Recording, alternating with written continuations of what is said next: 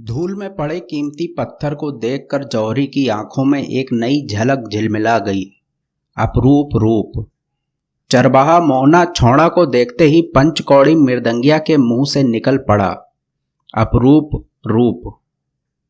खेतों मैदानों बाग बगीचों और गाय बैलों के बीच चरवाहा मोहना की सुंदरता, मृदंगिया की क्षीण ज्योति आंखें सजल हो गईं। मोहना ने मुस्कुराकर पूछा, तुम्हारी उंगली तो रसप्रिया बजाते टेढ़ी हो गई है ना? ऐ बूढ़े मृदंगिया ने चौंकते हुए कहा। रसप्रिया? हाँ। नहीं। तुमने कैसे? तुमने कहाँ सुना बे? बेटा कहते कहते रुक गया।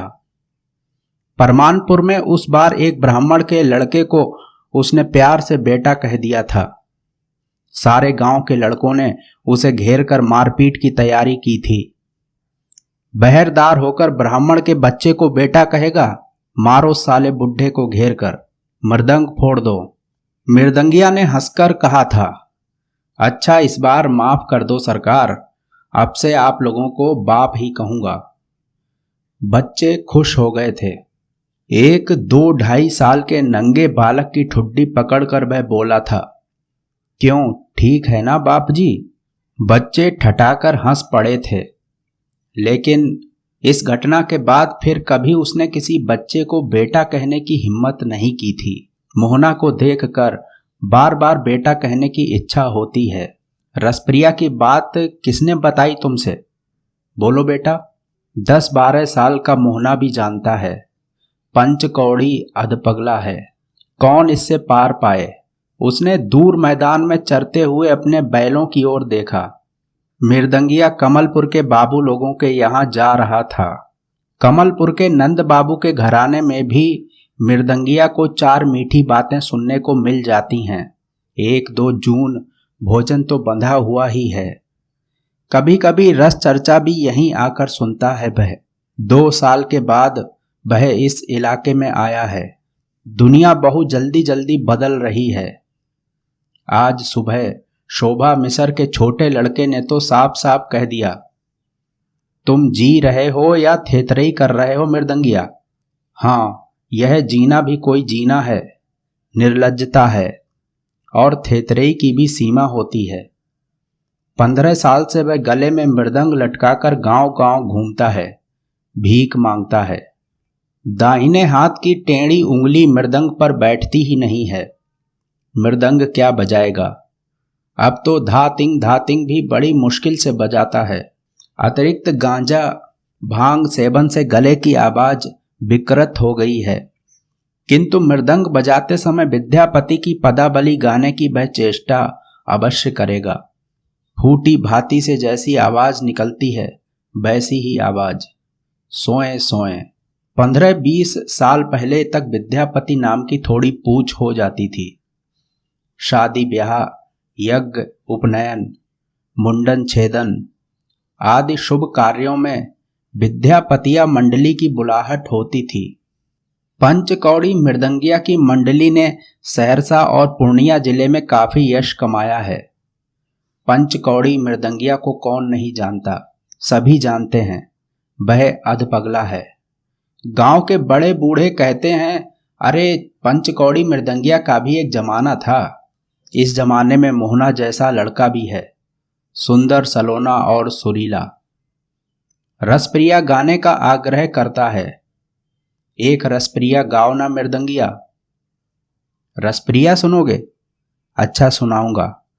पहले बताओ किसने? हे हे मोहना बैल भागे, एक चरवाहा चिल्लाया। रे मोहना पीठ की चमड़ी उधेड़ेगा करमू। अरे बाप, मोहना भागा। कल ही करमू ने उसे बुरी तरह पीटा है। दोनों बैलों को हरे हरे पाट के पौधों की महक खींच ले जाती है बार बार। खट मिठा पाट। पंचकौड़ी ने पुकार कर कहा, मैं यहीं पेड़ की छाया में बैठता हूं, तुम बैल हाँक कर लौटो। रसप्रिया नहीं सुनोगे? मोहना जा रहा था, उसने उलटकर देखा भी नहीं। रसप्रिया? विद्यापति नाच वाले रसप्रिया गाते थे। सहरसा के जोगिंदर झा ने एक बार विद्यापति के 12 पदों की एक पुस्तिका छपाई थी। मेले में खूब बिक्री हुई थी रसप्रिया पोथी की। विद्यापत नाच वाले ने गा गा कर जनप्रिया बना दिया था रसप्रिया को। खेत के आल पर झरजामुन की छाया में पंचकौड़ी मृदंगिया बैठा हुआ है, मोहना की राह देख रहा है।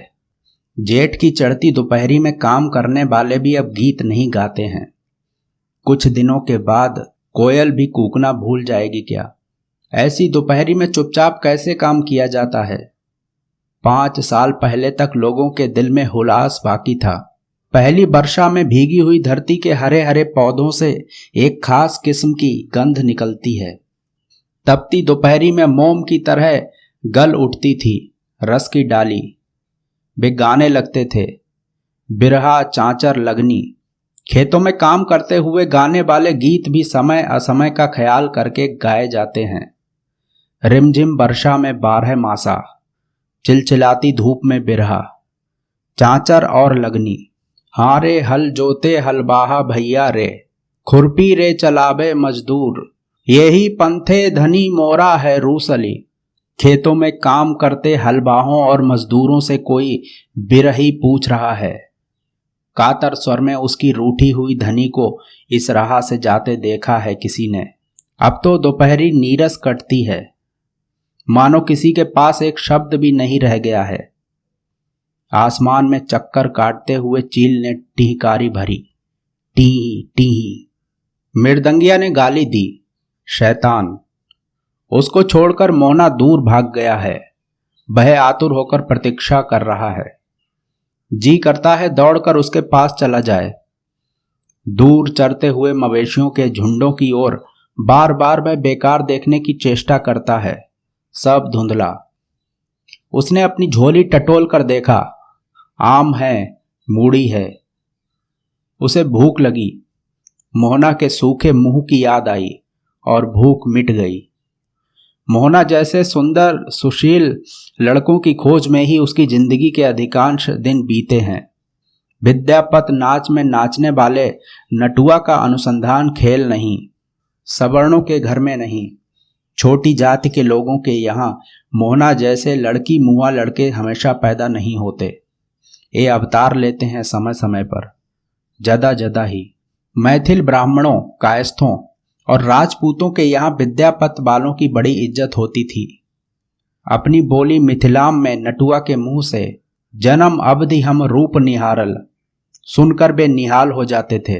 इसलिए हर मंडली का मूलगैन नटुआ की खोज में गांव गांव भटकता फिरता था। ऐसा लड़का जिसे सजा धजाकर नाच में उतारते ही दर्शकों में एक फुसफुसाहट फैल जाए। ठीक ब्राह्मणी की तरह लगता है ना? मधुकांत ठाकुर की बेटी की तरह ना, छोटी चंपा जैसी सूरत है। पंचकौड़ी गुणी आदमी है। दूसरी मंडली में मूलगैन और मृदंगिया की अपनी अपनी जगह होती है। पंचकौड़ी मूलगैन भी था और मृदंगिया भी। गले में मृदंग लटकाकर बजाते हुए वह गाता था, नाचता था। एक सप्ताह में ही नया लड़का भांभरी देकर प्रवेश में उतरने योग्य नाच सीख लेता था। नाच और गाना सिखाने में कभी कठिनाई नहीं हुई। मृदंग के स्पष्ट बोल पर लड़कों के पांव स्वयं ही थिरकने लगते थे। लड़कों के जिद्दी माँ बाप से निपटना मुश्किल व्यापार होता था। विशुद्ध मैथिली में और भी शहद लपेट कर वह फुसलाता। किशन कन्हैया भी नाचते थे। नाच तो एक गुण है। अरे जाचक कहो या 10 द्वारी, चोरी डकैती और आवारागर्दी से अच्छा है अपना अपना गुण दिखाकर लोगों को रिझाकर गुजारा करना। एक बार उसे लड़के की चोरी भी करनी पड़ी थी। बहुत पुरानी बात है। इतनी मार लगी थी कि बहुत पुरानी बात है। पुरानी ही सही, बात तो ठीक है। रसप्रिया बजाते समय तुम्हारी उंगली टेढ़ी हुई थी, ठीक है ना? मोहना ना जाने कब लौट आया। मृदंगिया के चेहरे पर चमक लौट आई। वह मोहना की ओर एक टकटकी लगाकर देखने लगा। यह गुणवान मर रहा है। धीरे धीरे तिल तिल कर वह खो रहा है। लाल लाल होठों पर बीड़ी की कालिख लग गई है। पेट में तिल्ली है जरूर। मृदंगिया वैद भी है। एक झुंड बच्चों का बाप धीरे धीरे एक पारिवारिक डॉक्टर की योग्यता हासिल कर लेता है। उत्सवों के बासी टटका भोज्यान्नों की प्रतिक्रिया कभी कभी बहुत बुरी होती। मृदंगिया अपने साथ नमक, सुलेमानी, चानमार पाचन और कुनैन की गोली हमेशा रखता था। लड़कों को सदा गर्म पानी के साथ हल्दी की बुकनी खिलाता। पीपल, काली मिर्च, अदरक वगैरह को घी में भूनकर शहद के साथ सुबह शाम चटाता। गर्म पानी। पोटली से मूढ़ी और आम निकालते हुए मृदंगिया बोला, हाँ गर्म पानी, तेरी तिल्ली बढ़ गई है, गर्म पानी पियो। यह तुमने कैसे जान लिया? फारबिसगंज के डॉक्टर बाबू भी कह रहे थे तिल्ली बढ़ गई है। दवा? आगे कहने की जरूरत नहीं, मृदंगिया जानता है। मोना जैसे लड़कों के पेट की तिल्ली चिता पर ही गलती है। क्या होगा पूछकर कि दवा क्यों नहीं करवाते। माँ भी कहती है हल्दी की बुकनी के साथ रोज गर्म पानी, तिल्ली गल जाएगी। मृदंगिया ने मुस्कुराकर कहा, बड़ी सयानी है तुम्हारी माँ। केले के सूखे पतले पर मूढ़ी और आम रखकर उसने बड़े प्यार से कहा, आओ एक मुट्ठी खा लो। नहीं, मुझे भूख नहीं। किंतु मोहना की आंखों से रह रहकर कोई झांकता था। मूढ़ी और आम को एक साथ निगल जाना चाहता था। भूखा, बीमार, भगवान। आओ खा लो बेटा, रसप्रिया नहीं सुनोगे? माँ के सिवा आज तक किसी अन्य व्यक्ति ने मोहना को इस तरह प्यार से कभी परोसे भोजन पर नहीं बुलाया। लेकिन दूसरे चरवाहे देख लें तो माँ से कह देंगे, भीख का अन्न, नहीं मुझे भूख नहीं। मृदंगिया अप्रतिभ हो जाता है। उसकी आंखें फिर सजल हो जाती हैं। मृदंगिया ने मोहना जैसे दर्जनों सुकुमार बालकों की सेवा की है। अपने बच्चों को भी शायद वह इतना प्यार नहीं दे सकता। और अपना बच्चा? हूं, अपना पराया। अब तो सब अपने सब पराए। मोहना, कोई देख लेगा तो क्या होगा? मां से कह देगा, तुम भीख मांगते हो ना। मृदंगिया के आत्मसम्मान को इस भोले लड़के ने बेवजह ठेस लगा दी। उसके मन की झांपी में कुंडलीकार सोया हुआ सांप फन फैलाकर फुफकार उठा, ऐस साला, मारेंगे बे तमाचा की। गाली क्यों देते हो? मोना ने डरते डरते प्रतिवाद किया। वह उठ खड़ा हुआ। पागलों का क्या विश्वास। आसमान में उड़ती हुई चील ने फिर टेंकारी भरी। टीही टीही। मोहना, मृदंगिया की आवाज गंभीर हो गई। मोहना जरा दूर जाकर खड़ा हो गया। किसने कहा तुमसे कि मैं भीख मांगता हूं? मृदंग बजाकर, पदाबली गाकर, लोगों को रिझाकर पेट पालता हूं। तुम ठीक कहते हो। भीख का ही अन्न है यह, भीख का ही फल है यह। मैं नहीं दूंगा। तुम बैठो, मैं रसप्रिया सुना दूं। मृदंगिया का चेहरा धीरे धीरे विकृत हो रहा है।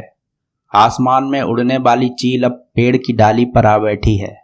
T T. मोहना डर गया। एक डग, दो डग दे दौड़, वह भागा। एक बीघा दूर जाकर उसने चिल्लाकर कहा, डायन ने बाण मारकर तुम्हारी उंगली टेढ़ी कर दी है। झूठ क्यों कहते हो कि रसप्रिया बजाते समय? हैं? कौन है यह लड़का? कौन है यह मोना? रमपतिया भी कहती थी डायन ने बाण मार दिया है। मोहना ने जाते जाते चिल्लाकर कहा, करैला। अच्छा, तो मोहना यह भी जानता है कि मृदंगिया करैला कहने से चिढ़ता है। कौन है यह मोहना? मृदंगिया आतंकित हो गया। उसके मन में एक अज्ञात भय समा गया। वह थर थर कांपने लगा। उसमें कमलपुर के बाबुओं के यहां जाने का उत्साह भी नहीं रहा। सुबह शोभा मिसर के लड़के ने ठीक ही कहा था। उसकी आंखों में आंसू झरने लगे। जाते समय मोहना डंक मार गया। उसके अधिकांश शिष्यों ने ऐसा ही व्यवहार किया है उसके साथ। नाच सीखकर फर्र से उड़ जाने का बहाना खोजने वाले एक एक लड़के की बातें उसे याद हैं। सोनमा ने तो गाली ही दी थी। गुरुगिरी कहता है चोट्टा। रमपतिया आकाश की ओर हाथ उठाकर बोली थी, हे दिनकर, साक्षी रहना। मृदंगिया ने फुसलाकर मेरा सर्वनाश किया है। मेरे मन में कभी चोर नहीं था। हे सूरज भगवान, इस 10 द्वारी कुत्ते का अंग अंग फूट कर। मृदंगिया ने अपनी टेढ़ी उंगली को हिलाते हुए एक लंबी सांस ली। रंपतिया, जोधन गुरु जी की बेटी रंपतिया। जिस दिन वह पहले पहल जोधन की मंडली में शामिल हुआ था, रंपतिया 12वें में पांव रख रही थी। बाल विधवा रंपतिया पदों का अर्थ समझने लगी थी। काम करते करते वह गुनगुनाती, नव अनुरागनी राधा, किछु नाही माने बाधा। मृदंगिया मूल गैनी सीखने गया था और गुरु जी ने उसे मृदंग थमा दिया था। 8 वर्ष तक तालीम पाने के बाद जब गुरु जी ने सौजात पंचकौड़ी से रंपतिया के चुमौना की बात चलाई तो मृदंगिया सभी ताल मात्रा भूल गया। जोधन गुरु जी से उसने अपनी जात छिपा रखी थी। रंपतिया से उसने झूठा प्रेम किया था। गुरु जी की मंडली छोड़कर वह रातों रात भाग गया। उसने गांव आकर अपनी मंडली बनाई, लड़कों को सिखाया, पढ़ाया और कमाने खाने लगा, लेकिन वह मूल गैन नहीं हो सका कभी। मृदंगिया ही रहा सब दिन। जोधन गुरु जी की मृत्यु के बाद एक बार गुलाब बाग मेले में रंपतिया से उसकी भेंट हुई थी। रंपतिया उसी से मिलने आई थी। पंचकौड़ी ने साफ जवाब दे दिया था, क्या झूठ फरेब जोड़ने आई है? कमलपुर के नंद बाबू के पास क्यों नहीं जाती? मुझे उल्लू बनाने आई है? नंदू बाबू का घोड़ा 12 बजे रात को चीख उठी थी रंपतिया। पांचू चुप रहो। उसी रात रसप्रिया बजाते समय उसकी उंगली टेढ़ी हो गई थी। मृदंग पर जमनिका देकर वह परवेश का ताल बजाने लगा। नटुआ ने 1.5 मात्रा बोतल होकर प्रवेश किया तो उसका माथा ठनका। प्रवेश के बाद उसने नटुआ को झिड़की दी, ऐस साला, थप्पड़ों से गाल लाल कर दूंगा। और रसप्रिया की पहली कड़ी ही टूट गई। मृदंगिया ने ताल को संभालने की बहुत चेष्टा की। मृदंग की सूखी चमड़ी जी उठी। दाहिने पूरे पर लाबा फरी फूटने लगे और ताल कटते कटते उसकी उंगली टेढ़ी हो गई। झूठी टेढ़ी उंगली। हमेशा के लिए पंचकौड़ी की मंडली टूट गई। धीरे धीरे इलाके से विद्यापति नाच ही उठ गया। अब तो कोई भी विद्यापति की चर्चा भी नहीं करते हैं। धूप पानी से परे पंचकौड़ी का शरीर ठंडी महफिलों में ही पनपा था। बेकार जिंदगी में मृदंग ने बड़ा काम दिया। बेकारी का एकमात्र सहारा मृदंग। एक युग से वह गले में मृदंग लटकाकर भीख मांग रहा है। धातिंग धातिंग। वह एक आम उठाकर चूसने लगा। लेकिन लेकिन लेकिन मोना को डायन की बात कैसे मालूम हुई? उंगली टेढ़ी होने की खबर सुनकर रंपतिया दौड़ी आई थी। घंटों उंगली को पकड़कर रोती रही थी। हे दिनकर, किसने इतनी बड़ी दुश्मनी की? उसका बुरा हो। मेरी बात लौटा दो भगवान। गुस्से में कही हुई बातें। नहीं नहीं पांचू, मैंने कुछ भी नहीं किया है। जरूर किसी डायन ने बाण मार दिया है। मृदंगिया ने आंखें पोंछते हुए सूरज की ओर देखा। इस मृदंग को कलेजे से सटाकर रंपतिया ने कितनी रातें काटी हैं। मृदंग को उसने अपनी छाती से लगा लिया। पेड़ की डाली पर बैठी हुई चील ने उड़ते हुए जोड़े से कहा, टीही टीही। ऐस साला, उसने चील को गाली दी। तंबाकू चुनियाकर मुंह में डाल ली और मृदंग के पूरे पर उंगलियां नचाने लगा। धिरनाग धिरनाग धिरनाग धिनता। पूरी जमनिका वह नहीं बजा सका। बीच में ही ताल टूट गया। सामने झरबेरी के जंगल के उस पार किसी ने सुरीली आवाज में बड़े समारोह के साथ रसप्रिया की पदावली उठाई। नभ वृंदावन, नभ नभ तरुगन, नभ नभ विकसित फूल। मृदंगिया के सारे शरीर में एक लहर दौड़ गई। उसकी उंगलियां स्वयं ही मृदंग के पूरे पर थिरकने लगीं। गाय बैलों के झुंड दोपहर की उतरती छाया में आकर जमा होने लगे। खेतों में काम करने वालों ने कहा, पागल है, जहां जी चाहा बैठकर बजाने लगता है। बहुत दिन के बाद लौटा है। हम तो समझते थे कि कहीं मर खप गया। रसप्रिया की सुरीली रागिनी ताल पर आकर कट गई। मृदंगिया का पागलपन अचानक बढ़ गया। वह उठकर दौड़ा। झरबेरी की झाड़ी के उस पार कौन है? कौन है यह शुद्ध रसप्रिया गाने वाला, इस जमाने में रसप्रिया का रसिक? झाड़ी में छिपकर मृदंगिया ने देखा, मोहना तन्मय होकर दूसरे पद की तैयारी कर रहा है। गुनगुनाहट बंद करके उसने गले को साफ किया। मोहना के गले में राधा आकर बैठ गई है। क्या बंदिश है। नबी बह नैनक नीर, आहो पललि बहे ताहे तीर। मोहना बेसुध होकर गा रहा था। मृदंग के बोल पर वह झूम झूम कर गा रहा था। मृदंगिया की आंखें उसे एकटक निहार रही थीं और उसकी उंगलियां फिरकी की तरह नाचने को व्याकुल हो रही थीं। 40 वर्ष का अधपागल युगों के बाद भावावेश में नाचने लगा। रह रहकर वह अपनी विकृत आवाज में पदों की कड़ी धड़ता। फोए फोए सोए सोए धीरि नाग धिनता, दुहु रस मैं तनु गुने नहीं और, लागल दुहुक ना भांगे जोर। मोहना के आधे काले और आधे लाल होठों पर नई मुस्कुराहट दौड़ गई। पद समाप्त करते हुए वह बोला, इस टेढ़ी उंगली पर भी इतनी तेजी? मोहना हाँफने लगा। उसकी छाती की हड्डियां। उफ! मृदंगिया धम से जमीन पर बैठ गया। कमाल कमाल, किससे सीखे? कहाँ सीखी तुमने पदावली? कौन है तुम्हारा गुरु? मोहना ने हंसकर जवाब दिया, सीखूंगा कहाँ, माँ तो रोज गाती है। प्रात की मुझे बहुत याद है, लेकिन अभी तो उसका समय नहीं। हाँ बेटा, बेताले के साथ कभी मत गाना बजाना। जो कुछ भी है सब चला जाएगा। समय कुसमय का भी ख्याल रखना। लो, अब आम खा लो। मोहना बेझिझक आम लेकर चूसने लगा। एक और लो। मोहना ने 3 आम खाए और मृदंगिया के विशेष आग्रह पर 2 मुट्ठी मूढ़ी भी फांक गया। अच्छा, अब एक बात बताओगे मोहना, तुम्हारे माँ बाप क्या करते हैं? बाप नहीं है, अकेली माँ है। बाबू लोगों के घर कुटाई पिसाई करती हैं। और तुम नौकरी करते हो?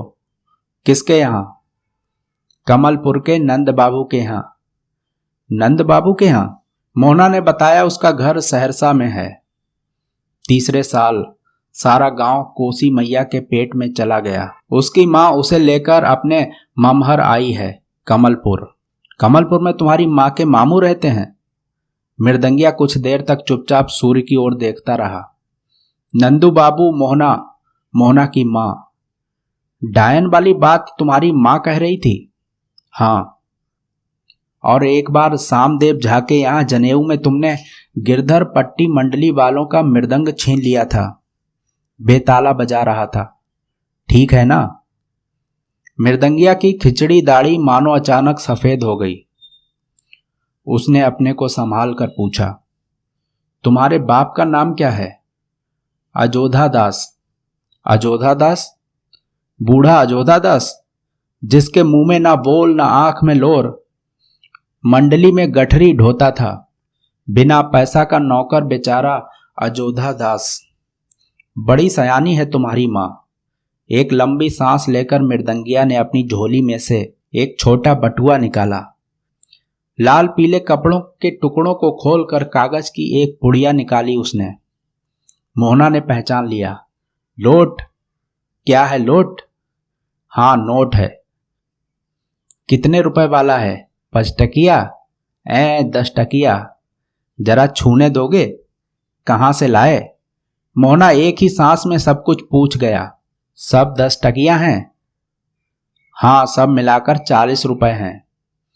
मृदंगिया ने एक बार इधर उधर निगाहें दौड़ाईं, फिर फुसफुसाकर बोला, मोहना बेटा, फारबिसगंज के डॉक्टर बाबू को देकर बढ़िया दवा लिखा लेना। खट्टा मीठा परहेज करना, गर्म पानी जरूर पीना। रुपए मुझे क्यों देते हो? जल्दी रख ले, कोई देख लेगा। मोहना ने भी एक बार चारों ओर नजर दौड़ाई। उसके होठों की कालिक और गहरी हो गई। मृदंगिया बोला, बीड़ी तंबाकू भी पीते हो? खबरदार। वह उठ खड़ा हुआ। मोहना ने रुपए ले लिए। अच्छी तरह गांठ बांध ले, मां से कुछ मत कहना। और हाँ, यह भीख का पैसा नहीं बेटा, यह मेरी कमाई के पैसे हैं, अपनी कमाई के। मृदंगिया ने जाने के लिए पांव बढ़ाया। मेरी माँ खेत में घास काट रही है, चलो ना, मोहना ने आग्रह किया। मृदंगिया रुक गया, कुछ सोचकर बोला, नहीं मोहना, तुम्हारे जैसा गुणवान बेटा पाकर तुम्हारी माँ महारानी है। मैं महाभिकारी 10 द्वारी हूं, जाचक फकीर। दवा से जो पैसे बचें उसका दूध पीना। मोहना की बड़ी बड़ी आंखें कमलपुर के नंद बाबू की आंखों जैसी हैं। रे मोहना रे, बैल कहाँ है रे? तुम्हारी माँ पुकार रही है शायद। हाँ, तुमने कैसे जान लिया? रे मोहना रे, एक गाय ने सुर में सुर मिलाकर अपने बछड़े को बुलाया। गाय बैलों के घर लौटने का समय हो गया। मोहना जानता है माँ बैल हाँक कर ला रही होगी, झूठ मूठ उसे बुला रही है। वह चुप रहा। जाओ, मृदंगिया ने कहा, माँ बुला रही है, जाओ। अब से मैं पदाबली नहीं, रसप्रिया नहीं, निर्गुण गाऊंगा। देखो मेरी उंगली शायद सीधी हो रही है। शुद्ध रसप्रिया कौन गा सकता है आजकल? अरे चलू मन ससुरार जाइबे हो रामा, किया हो रामा, नहिरा में अगिया लगायब रेकी। खेतों की पगडंडी झरबेरी के जंगल के बीच होकर जाती है। निर्गुण गाता हुआ मृदंगिया झरबेरी की झाड़ियों में छिप गया। ले, यहां अकेला खड़ा होकर क्या करता है? कौन बजा रहा था मृदंग रे? घास का बोझा सिर पर लेकर मोहना की मां खड़ी है। पंचकौड़ी मृदंगिया। वह आया है? आया है वह? उसकी मां ने बोझ जमीन पर पटकते हुए पूछा। मैंने उसके ताल पर रसप्रिया गाया है, कहता था इतना शुद्ध रसप्रिया कौन गा सकता है आजकल। उसकी उंगली अब ठीक हो जाएगी। मां ने बीमार मोहना को आह्लाद से अपनी छाती से सटा लिया। लेकिन तू तो हमेशा उसकी टोकरी बस शिकायत करती थी। बेईमान है, गुरु दरोही है, झूठा है तो वैसे लोगों की संगत ठीक नहीं। खबरदार जो उसके साथ फिर कभी गया। 10 दुआरी जाचकों से हेलमेल करके अपना ही नुकसान होता है। चल उठा बोझ। मोहना ने बोझ उठाते समय कहा। जो भी हो, गुनी आदमी के साथ रसप्रिया। चौप, रसप्रिया का नाम मत ले। अजीब है मां, जब गुस्साएगी तो बाघिन की तरह और जब खुश होती है तो गाय की तरह हुंकारती आएगी और छाती से लगा लेगी। तुरंत खुश, तुरंत नाराज। दूर से मृदंग की आवाज आई, धातिंग धातिंग। मोहना की मां खेत की ऊबड़ खाबड़ मेड़ पर चल रही थी। ठोकर खाकर गिरते गिरते बची। घास का बोझ गिरकर खुल गया। मोहना पीछे पीछे मुंह लटकाकर जा रहा था। बोला, क्या हुआ मां? कुछ नहीं। धातिंग धातिंग। मोहना की मां खेत की मेड़ पर बैठ गई। जेठ की शाम से पहले जो पुरवैया चलती है धीरे धीरे तेज हो गई। मिट्टी की सुगंध हवा में धीरे धीरे घुलने लगी। धातिंग धातिंग। मृदंगिया और कुछ बोलता था बेटा? मोहना की मां आगे कुछ बोल ना सकी। कहता था तुम्हारे जैसा गुणवान बेटा पाकर तुम्हारी मां महारानी है, मैं तो 10 द्वारी हूं। झूठा बेईमान। मोहना की मां आंसू पोंछ कर बोली। ऐसे लोगों की संगत कभी मत करना। मोहना चुपचाप खड़ा रहा।